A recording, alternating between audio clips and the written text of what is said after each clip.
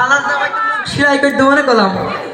আপনি যদি আমার মুখ সেলাই করে দেন তাহলে পরে আমি শ্বশুর বাড়িতে মাংস ভাত ও খাওয়াবো। কি শখ, শ্বশুর বাড়ি যাবি, পিঠে খাবি, মাংস খাবি, খাওয়া বনে।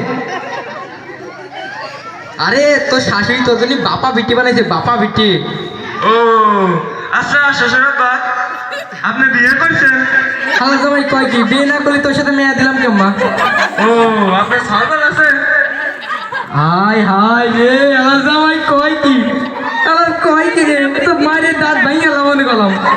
আবার দাঁত বাড়ি ভেঙে ফেলাবেন, আমি শ্বশুর বাড়ি যাবেন খাওয়া নাকি? হাই রে, শালা মেয়েটা যে ওর সাথে বিয়ে দিয়ে কি করলাম রে, মনে হয় ছাতু গালাম। ছাতু খাবেন কে? আমারে কইতেন আমি আপনারা 10 কেজি চাল কিনে দিতাম। শালার শালার জামাই কয় কি, আমার তো কাজ ইচ্ছে করতেছে রে। আপনারা শোনেন, আপনারা যখন আপনাকে মেয়ের বিয়ে দিবেন তখন আগে দেখবেন জামাই কি করে, জামাইয়ের পরিবার ভালো নাকি দিয়ে দিবেন। তাহলে আমার মতো এই যে কুলাঙ্গার জামাই শালার জামাই